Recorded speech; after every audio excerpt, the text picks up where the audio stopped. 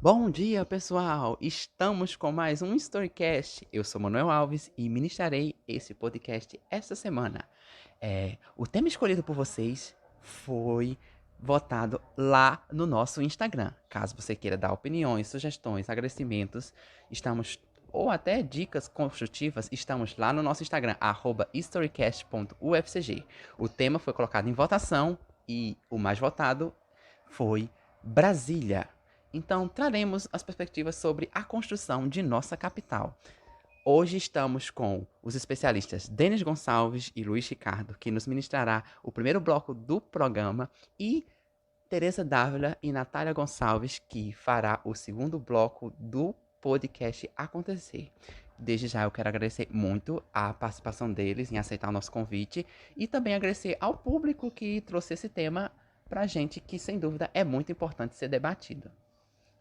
Quero dar a palavra agora para Luiz Ricardo. Bom dia, Luiz Ricardo.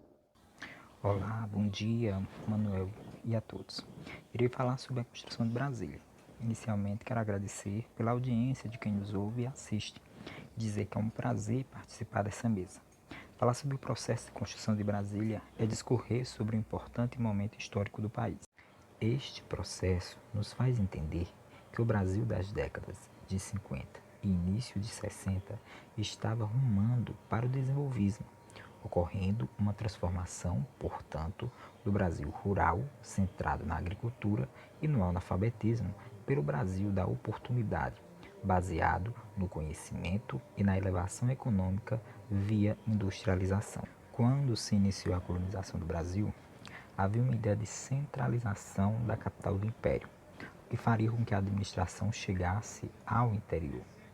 Passaram-se os anos, o país virou república, aboliu a escravidão, viveu revoltas e golpes, viu surgir diversas constituições e acabou elegendo um cara de boa articulação, retórica e figura de expressão com experiência em administração pública, chamado Juscelino Kubitschek, ou popularmente JK. O sonho viraria realidade a partir da superação de diversas discussões realizadas no Rio de Janeiro, até então sede do Poder Executivo Nacional, e forte oposição da UDN. JK Coutinho, para articular, foi o presidente que planejou e conseguiu retirar do papel a transferência da capital federal, um ato inclusive citado como dever pela primeira versão da Constituição de 1891. A construção de uma cidade no meio do nada, em uma região afastada dos grandes centros industriais, representava um sinal de que o país queria viver o desenvolvimento, que acontecia nos outros países, mas seria necessário construir algo moderno, grandioso, que significasse ao povo um momento de progresso, que o Brasil estava mudando e avançando. O projeto arquitetônico e urbanístico ficou sob a responsabilidade de Oscar Niemeyer e Lúcio Costa. Entre diversos sinônimos possíveis de serem indicados sobre a nova capital, podemos destacar a de símbolo do novo Brasil que nascia, um lugar surgido do nada e transformado em espaço de poder e decisões, dando a expectativa de que sonhos podem ser realizados. A nova capital foi local de trabalho dos candangos, pessoas vindas das regiões norte e nordeste do país em busca de oportunidades ou de sobreviver. Brasília, portanto, foi um conjunto de desejos formado desde o tempo imperial, que transitou por vários momentos históricos e desembarcou nos planos de JK com a meta de tornar o país uma nação desenvolvida. Representou o sentido de progresso, desenvolvimento e grandiosidade, como também o Brasil que nascia e buscava tornar-se uma importante potência econômica. Obrigado, Luiz Ricardo, pelas suas considerações sobre o tema. Gostaria agora de voltar a palavra para o brasiliense Denis Gonçalves. Bom dia, Denis Gonçalves. Inicio agradecendo o convite de Manuel de participar dessa discussão tão gratificante que, para mim, tem um sabor especial, pois sou brasiliense. Desse modo, querendo ou não, tenho um lugar de fala privilegiado. Nesse episódio do Storycast, falarei dos grandes protagonistas da construção dessa grande cidade de beleza exuberante. O primeiro protagonista a se falar, sem a menor dúvida, é JK, que em seu governo de 4 anos, a estabilidade, eficiência e inovação foram elementos presentes em seu mandato, algo raramente visto naquele período. Em relação a esse ponto, fica uma pergunta no ar. Como ele conseguiu fazer tamanhas façanhas administrativas em tão pouco tempo, como, por exemplo, a construção de Brasília? Respondendo esse questionamento, diferente dos presidentes anteriores, Juscelino tinha uma sensibilidade para se adaptar ao cenário de jogo político impressionante, que possibilitava dominar esse meio. Não podemos esquecer de falar do perfil carismático dele, que transmitia otimismo e confiança na população brasileira. Carisma esse que foi utilizado em todas as suas negociações e também, como está sendo visto na imagem, de propaganda chamativa, para atrair os candangos, propaganda essa que colaborou para atrair uma estimativa de 60 mil candangos. Já desenvolvido sobre a figura política de JK, falarei agora um pouco do governo dele, em que, como disse anteriormente, ele possui o grande talento para administrar e dialogar. Que é só fazer um panorama desde o governo de Deodoro de Fonseca até o dele, foi o governo que manteve por um bom período uma tranquilidade na sociedade brasileira.